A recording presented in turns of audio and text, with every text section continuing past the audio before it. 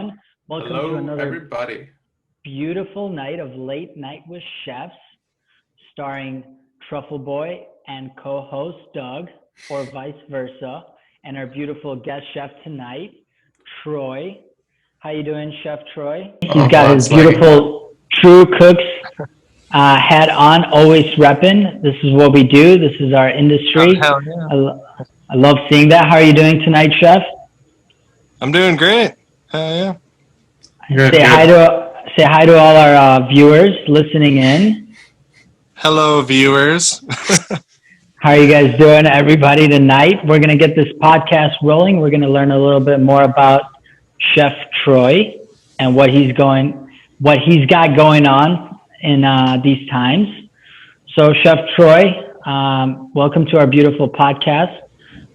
Me and Doug and the viewers want to get to know you a little bit better, hear your background story, and what were the first experiences that drove you into this beautiful field that we're in, and what were those moments like? If we can start off with getting some of those details, and then we can move on to some other questions from there. But what were your early experiences in the culinary field? So I grew up in Gillette, Wyoming, which is energy boom town, and my first job was Papa Murphy's, actually. There you go. Right? And I don't know. A big start for a lot of people is pizza. The last chef we just talked to was pizza. Vlad, you have some pizza experience. Yep, 2 pizza shops on my belt. Yeah. Right? Like everybody goes through a pizza phase, right? Yeah, exactly. Yeah. And back in 2004, in high school, I worked there for 3 years, and we made our own crust, our own cookie dough, our own lasagnas, and I just loved it. Yeah. I started cooking when I was young, 10. Okay. I had a lot of siblings, and my mom wasn't the best cook.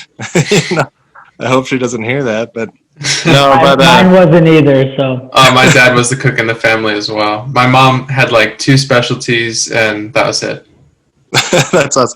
I hear that a lot too, and it's well, who taught you to cook? It's well, not my mom, Yeah, exactly. But yeah, so I started early and got into it, and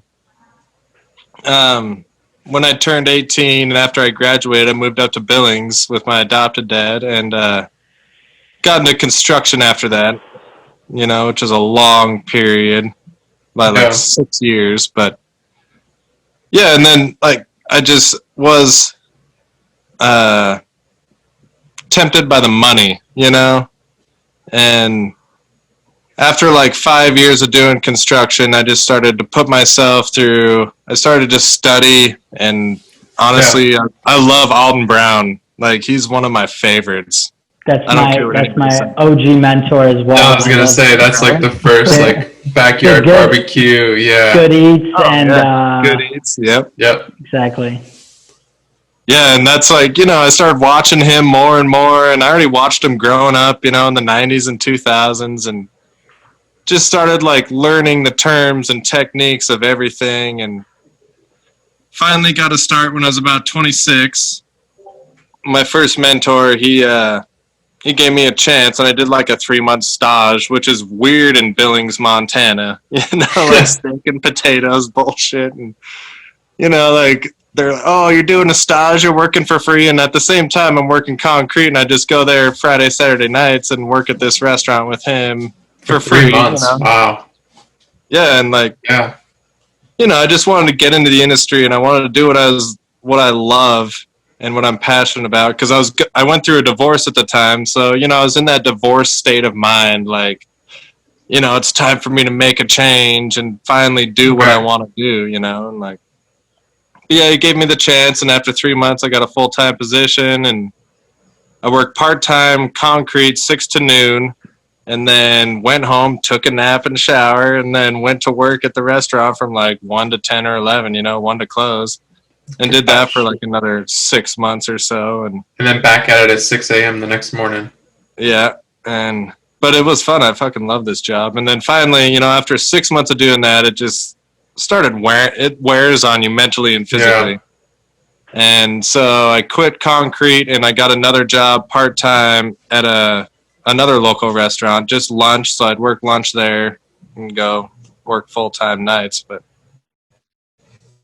yeah, that's pretty much how I got my start. And then I started moving up after that. I got lead cook at that restaurant. And so I was able to afford all of my bills because it's all, like not about money, but it is about money, Well, yeah, you have to have enough to, have a livable wage and, have that balance in life. Yeah, and just be able to live, yeah. And so you went from pizza and this restaurant that you were at doing this stage. What kind of cuisine was that? So it was, it's pretty much American cuisine. Like my chef, it's pretty much a mashup. It's American cuisine. Yeah. Like it's a mashup between multiple techniques and foods like French, Hispanic, like Spanish, you got Italian and, all that. Right, it's right. American cuisine. So, and it was a fine dining restaurant. We had Wagyu beef and all that. And there you go. And I was lucky to get it. Like I was very blessed to have that job opportunity. And, just worked my way up from there. I got lead cook there and ended up getting sous chef at that part-time job I had that I quit. I ended up getting sous chef there and did that for a few years. And so what was that experience like for you? You're coming from this smaller place in a pizza joint and now you're in this like new American fine dining and you've done this stage for 3 months and, now you're a line cook for the first time. What were you feeling? I was excited and nervous for the change because it was a culture shock, Right. Like going from construction to line cooking. And just the culture shock in itself because certain things like politics even comes into play, which I felt at home in the kitchen. I always have, Right. So it was cool to go into the like political change and that kind of thing. And then also I had older line cooks teaching me how to do stuff. Right. And you got these old dudes that are like 50, 55 years old, and I'm like 26 just rolling in and they're like, this fucking guy coming in from construction thinking he can do our job. And I'm like, right. I just love food and they're already burnt out, they're like career line cooks. Yeah. That's kind of a hard mentality to get into because they just think of it as a job. They're not passionate. Right. They're not trying to move up. It's just a job to them. And that kind of shocked me as well because when I went into food, I'm super passionate about it. So when I went to food and you have these older line cooks that have been doing it for 20, 30 years and they don't really care at all. And it's just a paycheck. So that was kind of a shock to me. And then, I was kind of thinking to myself, I'm like, what the fuck did I get into? Is this going to be me in 30 years? I know, right? Am I foreshadowing myself? Right? And that's kind of, so some mixed emotions on what I felt, But in the end, my sous chef ended up being like my biggest mentor. She's awesome. Because my executive chef, he ended up quitting because he got a better opportunity at a restaurant across the street. And he just like brought me on. And then, like a month after he offered me the full-time spot after the stage, he quit. I'm like, you asshole. Like I'm not done learning yet. But my sous chef, she took the reins and she didn't want to. Like she really didn't. But she took the reins and she taught me a lot. And she put me in charge of the bar menu, and I'm only like a year and a half into cooking. That's cool. So you got to make like little small plates and stuff for the bar? Yeah, it was more like burgers. Like I did a burger. We did like nachos, just like. That's cool. It's, like bar food. Yeah, bar food, yeah. So that was pretty fun. It kind of got my creative juices flowing again and, Sounds like an awesome introduction to get into food like that, and seems like you had the right people around you to propel you in the right direction and give you all the right tools that you needed to kind of step up and grow it in terms of career wise. And I've definitely stumbled upon and had to lead but work with, line cook careers. I think that's a very good term and phrase. There's definitely a lot of, line cook career people where they just want to, prep their 5 items on their station, come in, clock in, do their setup, and leave for the night. But, I know for me, Doug, and you, that's just clearly not enough, and it's not the reason that we got into it. It's about but mad respect for anyone who can be on the line for 30, 40 years. Yeah, I mean, exactly. That put a wear and tear on anybody. And you need those people because they're the most consistent people. They're the easiest to train because whether they know it or not, they do this. They follow the same rules and guidelines. And I think a lot of executive chefs like these people because they're dependable. They're not gonna be like, "Hey, chef, I think we can do this a little bit better," or "Hey, I saw persimmons are in season now. Can we change that?" That was always me. I'm like, "Can we change some things?" Like, it's getting a little trying to make it the difficult. Recipe, yeah, and you're just exactly. like, "Oh, I'm just gonna change the recipe slightly because it'll be better this way." Yeah, and chefs hate that. It's like, So that's me right there in a sentence. I was the guy that the executive chef was like, does this say your fucking name on the door? I didn't think so. Right? Do it my way, okay? Yeah. So, line cook careers are very important in this industry and mad respect for them. Yeah. But I love hearing that, side of the story that, you got in at 26, but you were still as hungry and ambitious as, anybody at any age. And, you were able to learn and get your fundamentals down and move up through the ranks. And can you tell me a little bit more about like the culinary scene, in your town and how's that like? Is it a foodie town? Do people go out a lot? What's a busy night? Like how many covers? And is this all like in one area, like a downtown area, or is it like more spread out? How is that like? So Billings is not a foodie town at all, and it's a struggle to express yourself creative wise, and because it's all about steak and potatoes, it's all about the most bang for your buck. They want a fat plate of food. Yeah, and they don't care what it tastes like. And it is busy. People go out. Like, we have a lot of restaurants, not a lot of local restaurants. It's a lot of chain restaurants such as like Outback and Olive Garden and, shit like that. Yeah. And so it's kind of a struggle. There is other towns in Montana. There's 2 other towns that are really awesome in the food scene, when they are more liberal towns, which, explains a lot. But they're definitely more foodie. They're more willing to pay for quality ingredients and the taste versus how much you get.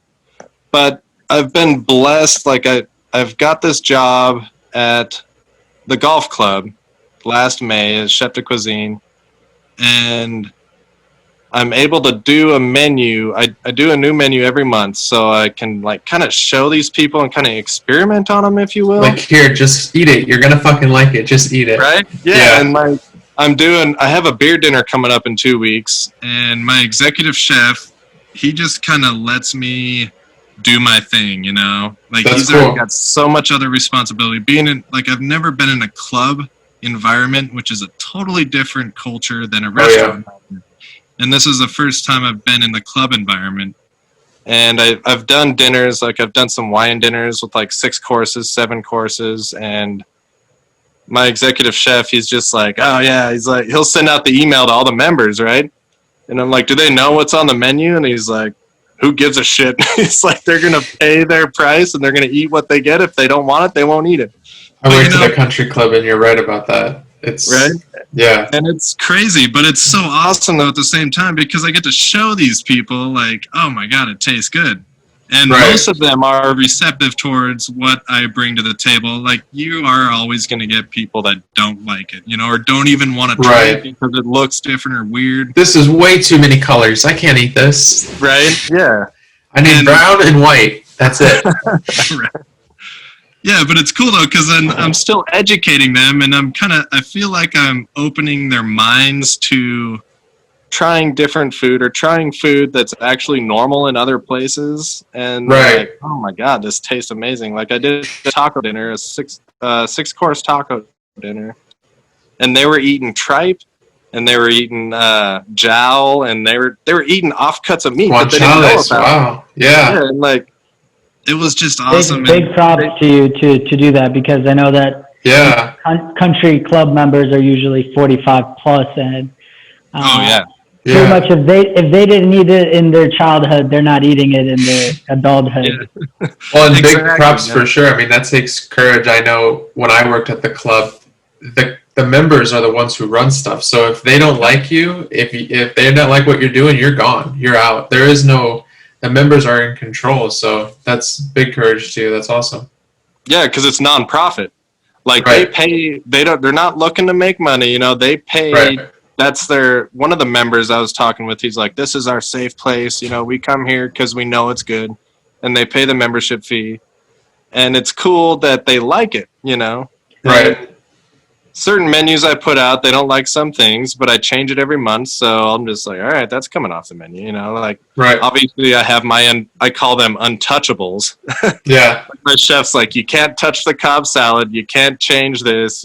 There's like 5 menu items that I can't change. You know, Yeah. it's been around for 30 years, right? The short rib pot roast. Right. Don't touch I that one. remember our Don't touch that one. culinary teacher, Chef Meyer.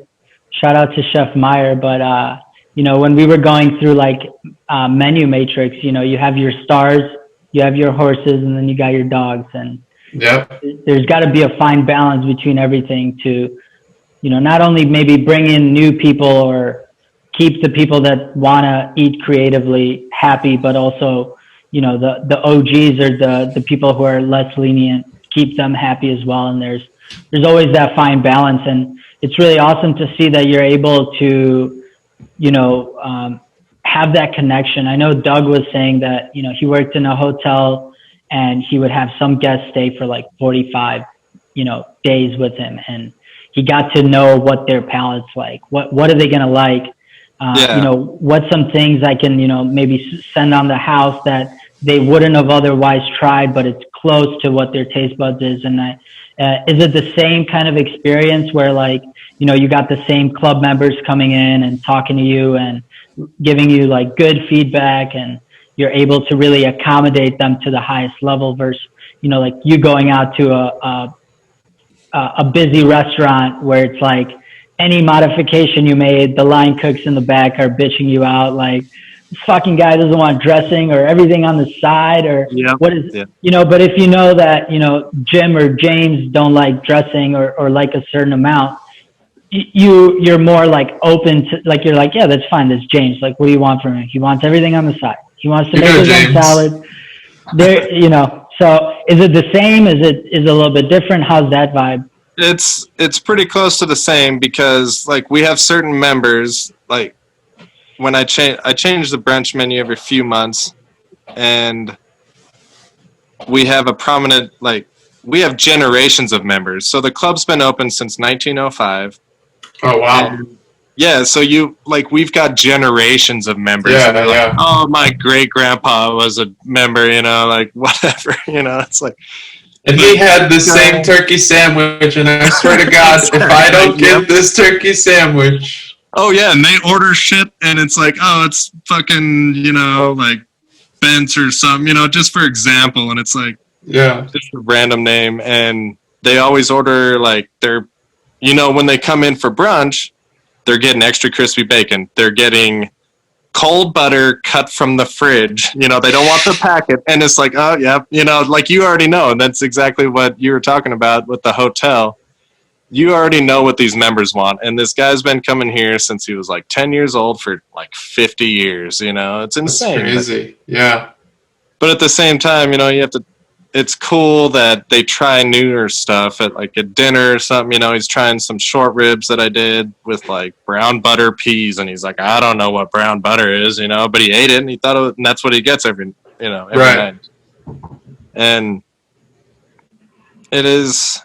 it's a challenge, but it's also fun at the same time because you're changing these old guys, like 90-year-old members, you know, are eating stuff they never had.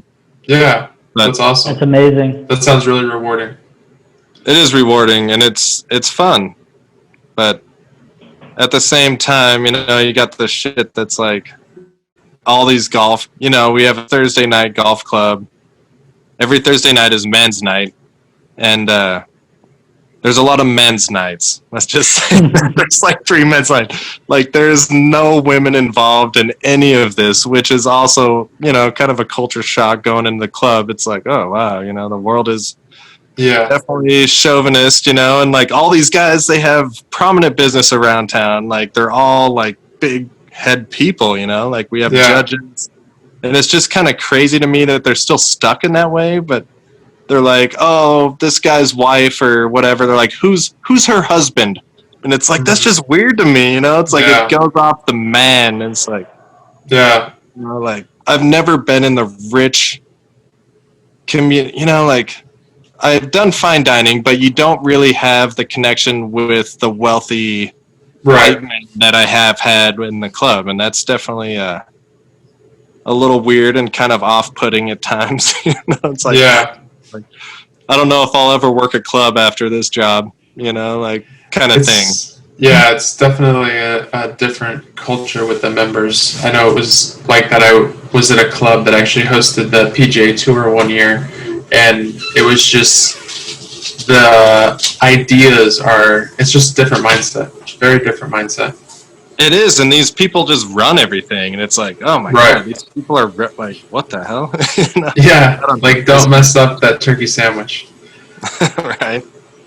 But so it's cool. So you went from line cook at this new American place, and now you're at a country club. Yeah, That's awesome. So I went line cook at the new American spot, and then I started working like multiple restaurants. Like I worked 2 jobs for about 2.5 years. I was working a few jobs around town, you know, and I was trying to just keep up with, like, Billings is not foodie, like I said before. So I was trying to find the best restaurants, like farm to table and like cooking in season, because that's what I kind of think and believe in. You know, us as chefs, we're trying to educate people on how to eat and be sustainable. On, you know, like you're just trying to be sustainable and eat certain vegetables and even meats during certain times of the year, you know, like. Right. Well, I'm sure the quality of some of the produce in the game coming out of Montana is probably pretty high. It's just sourcing it. The game and like beef is really high. Like we actually have a lot of grass fed. We have a Wagyu project up in Bozeman. Is awesome. Montana I was just going to Wagyu ask you about that. I know you mentioned, you know, Wagyu in your early culinary experience working at the fine dining establishment, and I was just going to say that there is, you know, a lot of land, so you know, sourcing like beef and game, but Wagyu especially, I think Wagyu's definitely one of the newer cattle breeds or breeds that's getting, you know, multi-bred with Angus or Hereford or whatever it may be. But I think Montana is providing some really good American Wagyu in the market right now. And I think that's really cool that, you know, you're in the vicinity of, you know, maybe 100 miles from the actual farm or wherever they're, you know, grazing the land. And to put that on a plate, I think that means a lot. And it's a completely different product. It does, and it's awesome, but at the same time, there's a lot of, like, I'm not a big fan of grain-fed beef, not because of the flavor, but because of the sustainability to it. Like, cows are ruminants; they're not meant to eat grain, you know. And like when the cows work in the field, as the muscles contract and expand and all that, you know, as the cow's working out, it's being filled with the fat from what it's eating. And that's why, you know, grain tastes good, but we do have a lot of farms and like cattle yards to where they just have them in cages right next to each other and they're just eating grain their whole life, and they're not going out and grazing, they're not building muscle, they're just building fat. Right. So there's not much flavor, but we do have certain projects around Montana which are grass fed or like the Wagyu, like it is Yeah. grain finished and it's delicious. But at the same time, you have that Wagyu and it's still roaming, it's still being a ruminant, it's doing what it's supposed to do, and it's grazing. So we have that, but the majority of beef comes from cattle yards where you have like, you go 10 miles outside of Billings and we have like 3 cattle yards in between here and another town, which is kind of a suburb. And then you got a few more up north, in between another suburb and Billings. Yeah. And you drive by these cattle yards, and it's just nothing but like you got 50 cows to like 100-foot pen. They're just like packed in, and it's kind of sad. Right. Yeah. I don't know. It's disappointing because Montana should have more, like better quality meat. And all we can find, but all we can find here too is beef. Like we don't have lamb, we don't have goat, we don't have sheep. Like it's just beef, And it's like you can't always just eat beef. Like you gotta expand out. Yeah. And I've put lamb on the menu. I've put if I put duck on the menu, it won't sell. Like it's just disappointing that. And we have a lot of hunters that hunt duck. Right. They don't eat duck, which is like, wait a minute, that's kind of like contradictory to me. I'll kill that bird, but I'm definitely not eating it. I'm just gonna kill it and throw it away. And exactly, that's like I put antelope short ribs on the menu, and that sounds delicious. I would definitely try that. Yeah, I would definitely try that too. We have a lot of pronghorns around here, and everybody hunts them, but they don't eat them. They just see it and they're like, nope, not gonna do it, and it's just. It's disappointing, It's all about trophy. But that's kind of this region. It's very conservative. It's challenging. But I think you're a pioneer, and it's like one dinner of changing their minds, like little by little. You'll get to those antelope short ribs. Right. Exactly. Like the taco dinner. I had like cochinita and like certain other tacos. They're like, I don't even know what this is. And like I wrote. So when I did the menu, it's like half in Spanish and half in English, and obviously none of them know Spanish. Right. Like in Montana, but it's kind of fun, and they loved it. They just drank. They had a good time. I have a really cool friend of the house manager that makes some awesome drinks, and he's kind of got the same mindset I do. Yeah, and like, they just drank and have a good time. That's what we're in this industry for, is to get people to have a good time, to enjoy some food. And yeah. I gave them 1 taco per course over the 6 courses, and at first they're like, oh, we only get 1 taco, what the hell, And then afterwards, like, they started not even eating the tortilla and just eating the filling because they're like, oh, I'm so full. I was like, that's why I gave you 1 taco. You're eating 6 tacos, Yeah. Just for example. Right, that's a meal. That's definitely that kind of thinking. Like a tasting menu is very small. So just to get a type of person that's sort of used to the large plates to come do a tasting for 1 taco is quite a task, I'm sure. Right. It's a big task to go from like, your circular plate where you got your protein, your grain, your veg to we're gonna split this up, we're gonna time it, we're gonna take care of you, just sit there, enjoy the experience of what, the culinary team has thought and put effort into.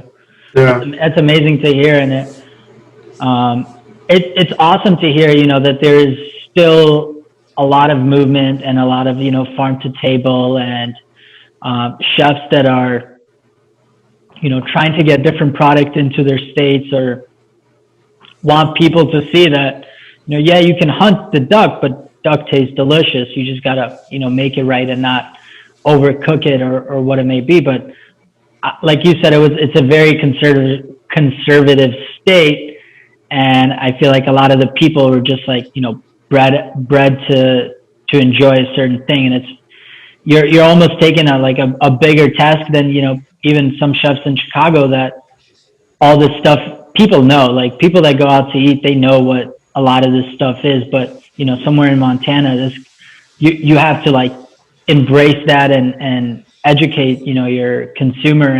And that's takes a lot of time to do that and to do it properly. And it sounds like you've been doing that, and that's awesome to hear.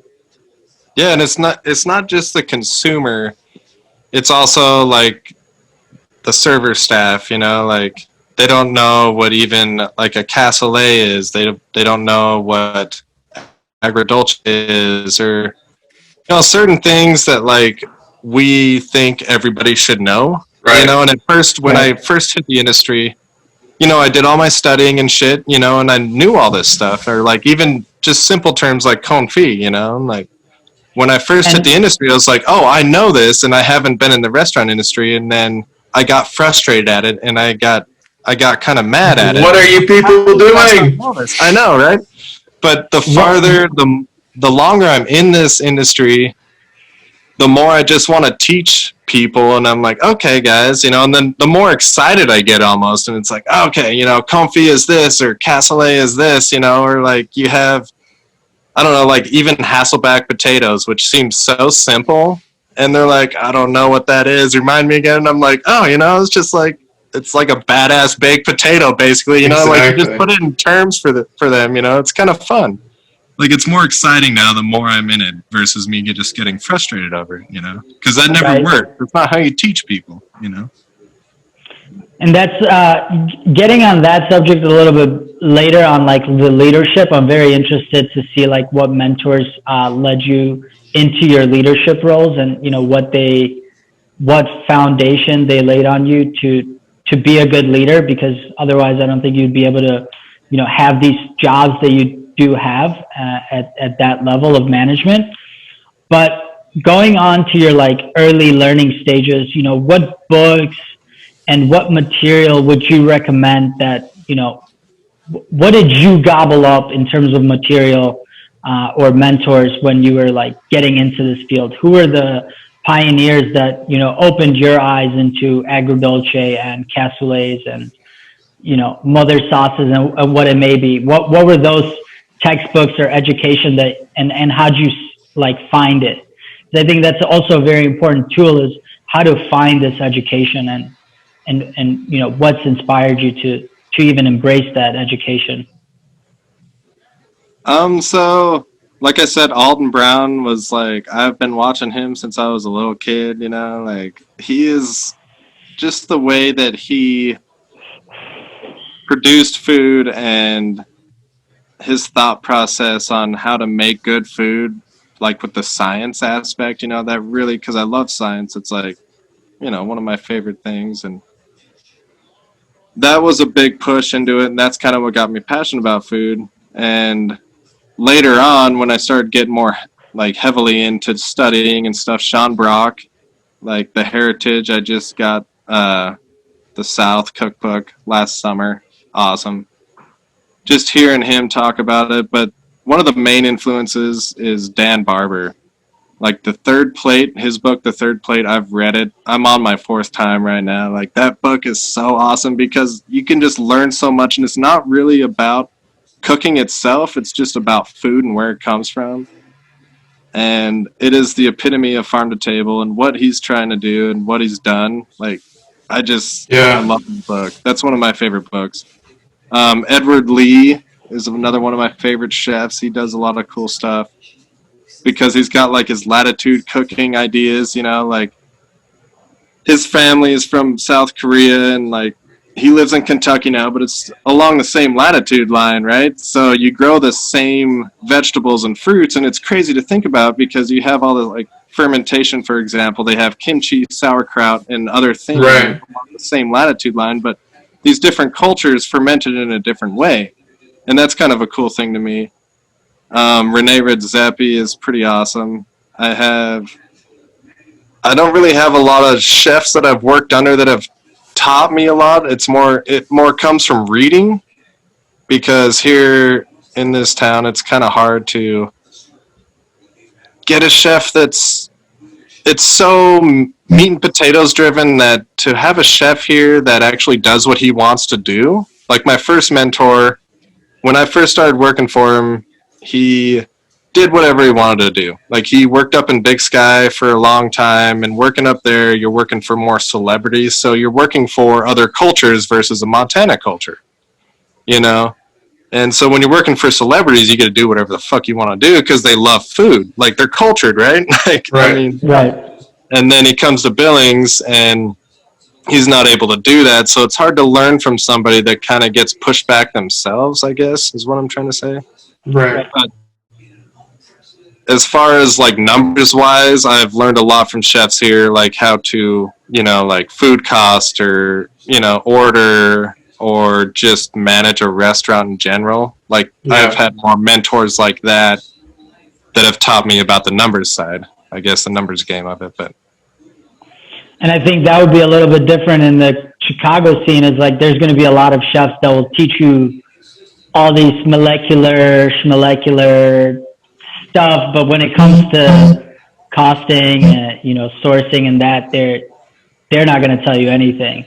That's kind of like a secret that they're going to keep, and it's very, at least for me in my experiences, I think I learned so much about food, but then when I got into the management part, I was like, whoa, there's nothing to That's do a whole with other animal over here. Hold on. nothing to do That's with crazy. food. that is pretty crazy. And then, you know, like doing, you know, like buying stuff at the end of the night. And it's just like, I'm the only one there. And I'm like, Hold on, okay. I just spent $300 on vegetables. Am I in trouble? Looks like we're going to need Brussels. If they're going to sit here for a week, we throw them out. I mean, nobody taught me better. So, but Yeah. that was my experience was, you know, when I got into management, I had to learn the management side. And I was really never taught that. I was just taught like, hold your station down, help your peers. That has nothing to do with, you know, the business side of it. And I think that's very important to any chef or to any restaurateur or anybody in the industry, is to understand the fundamentals of the business side. Because if you're not bringing in money, nobody cares how much Wagyu or truffles you're going to, you know, buy. That's not going to be sustainable. Right. Yeah, exactly. Pretty cool. That's cool to hear you guys' side of that, because like, you know, it's always been drilled in my head, like, you got to have 30% food cost, you know, you got to have 25% labor cost. Like, we have like maybe 2 or 3 line cooks on the line at a time, and we're doing like 350, 400 covers, and you got 2 line cooks, and then you got your expo and your garm, you know. And That's you're just amazing. fucking rocking it. Like, you're just burning, and you're just fucking, you know, you're just flipping over your 6-star top like 8, 9 times, because they're so worried about labor cost and food cost, you know. So Right. it's cool to hear your guys' side of that. That's pretty crazy. Yeah, it's Yeah, I've worked in a definitely, lot of restaurants that yeah. could care less about food costs, but it always bites them in the ass at the end, right? Yeah. It's all like, you know, these chefs will be like, I do whatever I want. And then 6 months later, the accountant comes down. He's like, so you spent like $30,000 on venison and we sold maybe $10,000 worth. Why are we throwing away $20,000 worth of venison? Right. And then, you know, the chef has nothing to tell you because he's, you know, in this like, what's new, what's next type of environment, to where, you know, you guys are like, let's do something cool, but let's be smart about it. Let's budget it out. You know, let's cover our asses first. Let's make sure that the business is running. In terms of that side, is it like a seasonal town, or is it, you know, year round type of traffic? How does that fluctuate? It's a year-round traffic for sure. Like, the nearest mountains are about 30 miles away. Like, we have 4 mountain ranges around us, but the nearest are about 30 miles, anywhere from 30 to 120 miles around. So we're not seasonal. We don't have like the ski jobs and like all that, but it is year-round. It is kind of nice because we are so close to all the mountain ranges, so we do get a decent amount of tourists during the winter and summer, you know, for like hiking and all that shit. And, Mm-hmm. Yeah. so that is nice. And like, you know, being in the club, like, they have their dues and they got to spend a certain amount of money every month, so they have to come in. Versus like my last job when I was sous chef, January through like March was just dead. You know, that's when we started laying people off. We're like, all right, you know, we can't have this many people. So then I was when I was sous chef, I was basically a glorified line cook. You know, like I fucking cooked the line every night. I worked 12, 14 hours a day, you know, just nonstop. I was salary, so that was cool for them. Yeah, exactly. But I just want to move up. So the more experience I get, I don't really care. You know, I care about the money, but as long as they offer me a decent salary, you know, I was doing my job and I was fucking working my ass off and just lying, you know. Right. Right. It's still fun though, because that means it's going back to like the old line cooks. Those guys are monsters, you know, like they can just smash like 500-600 covers, like no problem. So it's a nice experience to have to line cook. Yeah. And because then I can keep up with these guys, because that's how you get those guys' respect. You know, like they don't give a shit if you're a chef or not. They're just like, unless he can line cook, fuck this guy. You know, because they're like 50 years old. But yeah, to do 500 covers a night, you have to be ready mentally and physically, and in terms of meats, I've never, you know, 450 was like the max amount of covers a night. So, you know, 500-600 covers, I can't even imagine the chaos that is eluding the kitchen in the, you know, the rush. I just couldn't even imagine how many tickets coming out of that machine and the control that you must have, you know, over this magnitude of things that is occurring at the same second. Oh man, and it's fun as shit. I worked at a brunch spot. That's where we were doing like 600 covers. And it was just a new brunchery. It was called Sassy Biscuit. This place was awesome. But I opened it up with my chef, and I was kind of like, you know, not really a sous chef, but it was just me and him, and we just opened this restaurant, brought in the other cooks, and this guy, Chris and I just rocked the fucking line, dude. Like we did like 625 covers, go out and have a cigarette just for like, you know, I don't know, 5 minutes, just a quick break, and we'd look down and all you see is a line going down the block or around the corner. It's like, motherfucker. But him and I, we rocked those 625 while quoting Talladega Nights the whole time. And just, they were getting their food faster than they were getting their mimosas. And it was, the owner came back and she's like, you guys need to slow down. And we're like, you see our rail? Like, we started stacking tickets because our rail was full, you know? Yeah. So you're stacking your tickets and you're like, okay, this, you know, and you got 3 more behind the other one. And you're like, shit. But it's like, you see this rail? Like, we can't stop. Like, we got to keep going, you know? It's just the two of us. You know, and it was just eggs and, you know, it was brunch. We had 6 different gravies and we had like a steam table with all that, you know? But still, I'm working with like a 6-star top. He's got a flat top and a fryer, like a tabletop fryer, nonetheless. But it was just fun as shit. He started frying bacon and she got all pissed. She's like, what are you doing frying this bacon? He's like, I have no other choice. My flat top's full of French toast and pancakes. You know, I don't know. It's just fun as shit, you know, like. But it's intense at the same time, you know. Just gives you that adrenaline rush, right? I mean, it's awesome to hear your experiences and you know, see that smile on your face, just like reminiscing on the good old days of, you know, where you didn't have to worry about all the other stuff. You just come in, rock your station, smoke a cigarette, come back, knock it out, leave, have a drink, and forget about everything, and just kind of just look back at it like, wow, we did that. Like, I think that's the greatest feeling, you know, after your shift is like leaving your shift and being like, everybody was happy. We got all the food out in time. Chef yelled maybe a couple times. Chef didn't yell at all. You know, I didn't mess up any orders. I feel like there's no better feeling of like, I aced everything. Like I did everything right. I'm so happy of myself. And I can really see that you've definitely endured that in your career and had those times and moments. And that's awesome to hear. I mean, 625, no matter if it's eggs or, you know, French fries. Still 625. That's a lot. That's numbers that are insane.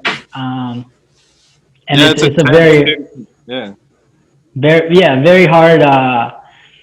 It's a lot of pressure. Let's put it that way. And I think us as chefs or people in the industry, we like that pressure. We like when people are expecting the unexpectable from us, right? Like do things that are unheard of. Like to me, 625, that's like, wow. Even 500, I mean, no matter what, even 150 is like a lot of people to be feeding in a day. And you touched, like you pretty much touched and cooked and prepped and thought about the food that they're going to be eating that they didn't even know they're going to be eating the day before, whatever it may be.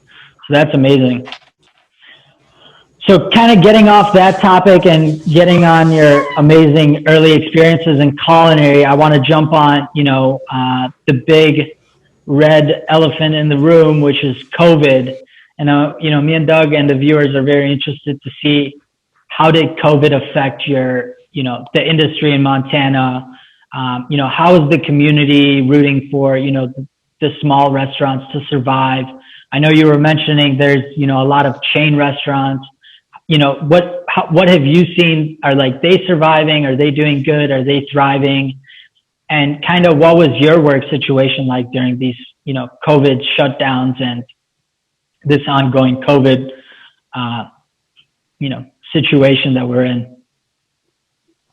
So it hit us pretty hard at first. We had a Democrat governor in house last year, and when phase 1 hit, it hit us like real hard. And I think it was St. Patrick's Day was the first day that it hit us, because we had this whole thing planned. Like I had corned beef and cabbage, and I was sous chef, and I had everything all prepped. And then St. Patrick's Day hit. The governor just shut everything down. He's like, takeouts only, no dine-ins at all, And we actually did pretty decent for our takeouts that night for St. Patrick's Day. We, the corned beef and, just family style, basically. We started doing like corned beef for two, corned beef from either 2 to like 10 is what we had, like 2, 4, 6, 8, 10. And then, we just put them in bigger containers. So we adapted fairly quickly, which I'm sure everybody kind of did, but we adapted to the takeout thing. And then that's all it was for about 2 months, is just strictly takeout. People would come in, the social distancing. Nobody other than Uber Eats was allowed in, Grubhub was allowed in. We have like a local cafe courier. It's kind of like Uber Eats. So like the delivery drivers were all allowed in, but the customers were not. And our front of the house, we laid everybody off. We had 2 sous chefs. I was the nighttime sous chef, and then we had a daytime sous chef, the executive chef, 1 line cook, and then we had front of the house manager, and then the lead server. We were the only ones that didn't get laid off. Everybody else got laid off. And so we had to handle everything. And we're still, we're doing about 80 to 100 to-go orders a night, which is rough on one person, like I'd be working by myself on the line, and just like, thankfully our lead server, he was a line cook back in the day before he went to the front of the house. So he would come back and give me a hand, which was nice, because you're working this fucking line. Yeah. It was a little rough at first, and then I ended up getting the job at the club in May, right before we hit phase 1 in June. So I got the job offer at the club as chef de cuisine, went over there, started working, doing menu development and stuff like that. And then when June hit, phase 1 hit, we were at 50% capacity, which at the club, is a little different because we have like 3 banquet rooms. So they were just able to set up tables in all the banquet rooms, right? Spread everybody all the way out. Yeah. So we were still doing about 80% capacity, but it was just spread out through banquet rooms versus just the restaurant and bar, Right. So they were able to adapt in that way, which was nice. But also, like, we have a lot of doctors as members. So, like, half our members, our club is like 315, I believe. It's just over 300 max members. And we have about half the members still coming, because they're all older, they don't want to be susceptible to the virus. So we only have about 150 maybe members regular. And so on that note, it's like, you know, you're only doing about 75, 100 covers on like a Friday night. You know, it's not busy at all. Yeah. But it's nice being in the club, so it's already paid for. So yeah, and it's non-profit. Yeah, like I'm running a 47% food cost. You know, like that's insane to me. Like, you know, you're used to a restaurant where you're running 30%, but here it's just like non-profit, and they don't really care. They just want good food. It's just members, you know. Like, right. So I'm lucky on that. I've been blessed to have that. But everywhere else here in this town has been hit pretty hard. Like there's a couple restaurants that are like the staples. Like we have a restaurant here that my old mentor went to, and he's now part owner of. But it's been here for like 30 years, and everybody goes there. Like it's like our fine dining spot, and there's not really any kind of fine dining spots here in Billings. You know, like it's not really a thing. But it's the closest that would come to that. So there's certain restaurants like that, but at the same time, in the last few months, it's kind of changed a lot. Not for the better, but because it's so conservative and there's so many people are like, I don't give a shit, I ain't wearing no mask in the bars. Just like we have a 10 o'clock close time right now, and you get a fine if you're open past 10, but if a bar makes more money, they'll just pay that fine. So I know, right? And it's so fucked, man. And we keep spiking in COVID cases, and it's so frustrating because we went back to all right, Billy, the fine's $300. Everybody pitch in if you want to keep drinking until midnight. I swear to God. Or they not just going keep home drinking. To our wives. I know, and it's so frustrating to me because we even have people in the industry, like for the beer dinner, for example, I talked with a couple of the brewers, right? You know, we're trying the beers and all that, so I can pair the beers with my food, you know, and like vice versa. And one of the brewers is like, oh, I just can't wait. Like, we just elected a Republican governor for like the first time in like 40 years, and he's just being an asshole. Like, he's like, I'm trying to get rid of no masks, no, like full capacity. And he's like, I can't wait till Gianforte puts in this mandate. And I'm like, you even have people in the industry, and it's like, yeah, but man, like, think about it. Like, when the cases spike, yeah, what are you going to do then? Like, we're just going to go back and regress, and like, right. You know, it's just frustrating that people, and it's just such a conservative spot, you know? Right. And it gets frustrating in that aspect that you have to deal with that and like ignorance almost to a certain point, you know? I think it is like a type of ignorance. I would agree with that. It's like a not wanting, I mean, it goes like what we've talked about a couple of times is like the polarization of America. Everyone talks about that, like a trigger word, but it is like this ignorance to just looking through the other side of the window. It's like, I'm not gonna. Well, but on that being said, you know, when you got people in Montana going to the same country club for 3-4 generations, then it's like, you know, it's my country club. Don't tell me what to do here. And I get that too. You know, Doug's in Florida now. You know, he was born in Chicago. But when you leave like the sentimental values that you kind of have, you kind of go with whatever's new and kind of makes sense. But when you're still stuck in your old ways, it's like telling our parents something that's better for them to do, and they're like, okay, okay, you know a lot. Yeah, sure, you know. How many years you been here? Yeah, you know. So I kind of understand it. I understand the frustration. But it's also like, you know, I feel like you're figuring out your angles and seeing what you can and can't do and what, you know, boundaries you can cross and not cross. Well, and that's what it is nice with the club, because we're so strict, because there's so many influential people there, like Democratic and Republican, that we're very strict on everything that we do. But when, say, you know, like I have Mondays off, and I'll go out on a Monday night, you know, just to have some dinner somewhere. And you go out, like I don't even want to go out, because I go out and you have all these assholes running around with no masks. They don't give a shit about anything, you know, like Right. And you go to other bars and restaurants, and I get that.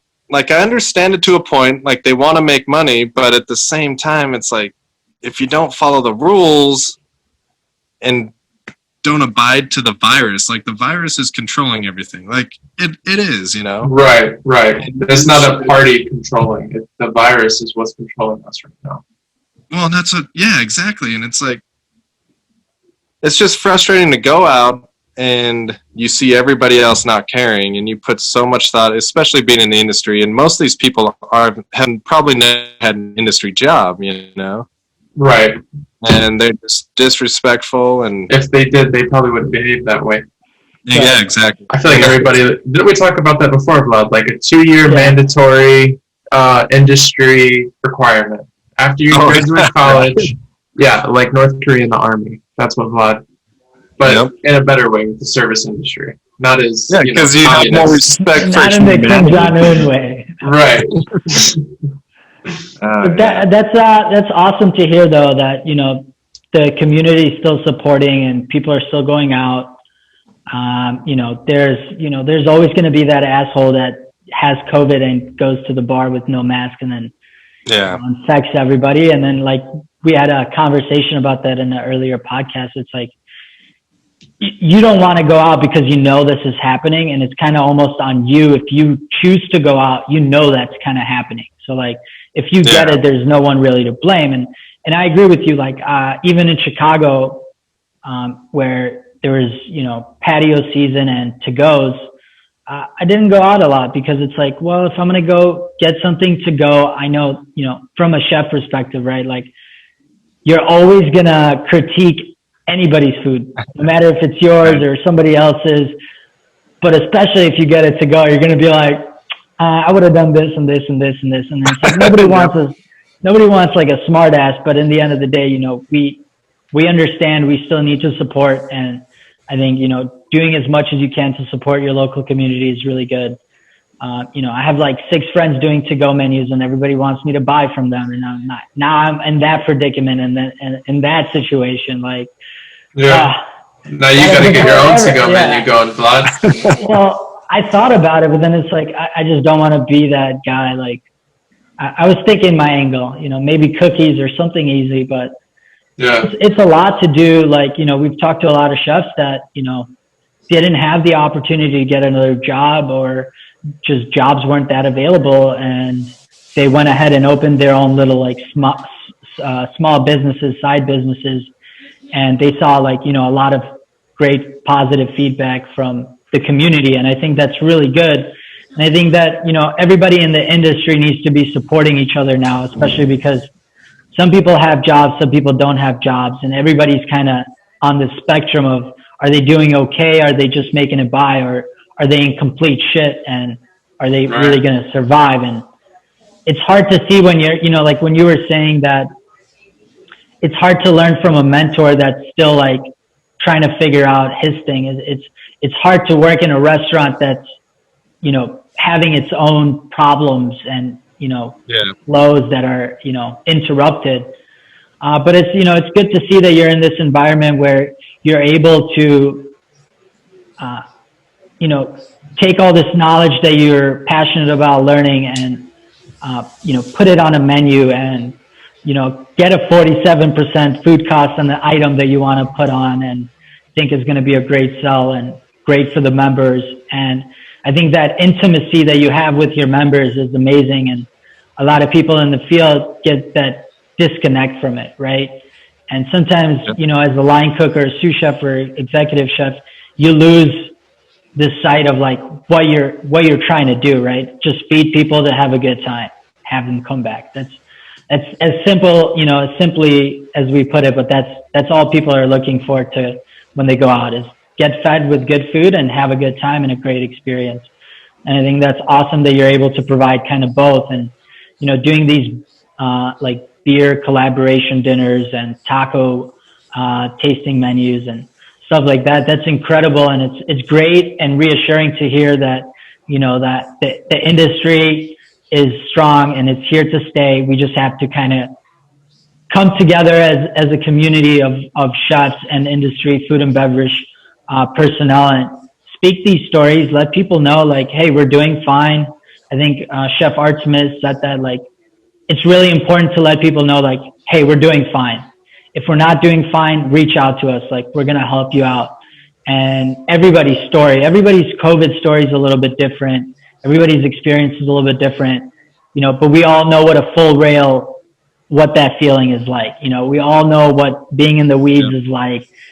We all know that self-accomplishment after, you know, doing 625 covers, walking out there, smoking a cigarette. That's going to be the best cigarette you ever lit up or smoked. And it's going to go by like twice as quick. You're going to be like, damn, the cigarette's already done, man. I'm like so high on adrenaline right now. And that's the stories we want to get. And I really appreciate you coming on tonight, Chef Troy, and sharing all your amazing experiences, your early upbringings. And like I said, I think you have a really great foundation, and a lot of the chefs we've talked about. I think that as much as we hear, you know, on social media and about this industry, you know, like how there's shitty chefs. And I think this podcast proves that there's a lot of really good chefs and a lot of really good mentors and a lot of people that care about this industry, don't care about the paycheck, and like, you know, are willing to work two full-time jobs for 2+ years just to be like, I got this. I want to know this. I want to figure it out. I want to cook this meat. I want to educate my staff. I want to educate my customers, my guests, my members. And that's amazing because, you know, that's what it's all about. Your right. creative output to put your passion into, and you're able to do, you know, what you want. And I think, you know, you're repping True Cooks, and I think that's a really great platform for connecting industry people. And I think we all know what a True Cook stands for and what that means. Yeah, and it is like, thank you guys for having me. And like, I hate the term when people are like, oh, this chef isn't as good as me, or like the egotistical side of it, because every chef has their own style, you know. Like when I first started, I thought I was better than people, you know, but then the more you look at it and the more it comes down to it, everybody has their own style. Like this guy's going to cook diner style food, but he's going to be fucking great at it, and it's going to be delicious.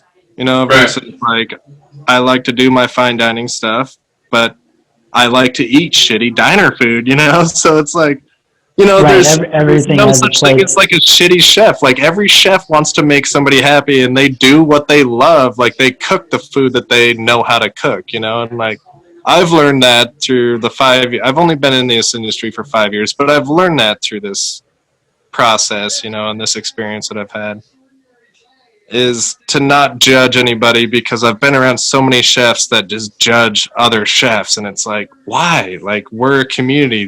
They're doing the same job you're doing. Like you said, they're rocking full rails like you're rocking full rails, you know, and they're busting their ass. Like, I don't know. I just hate that certain chefs judge other chefs like that. And it's like, we're a community. We should all just be, you know, like, we should all get along and just collaborate and have fun together, you know? Like, shit. Yeah. Everybody's got a different 100%. style, you know?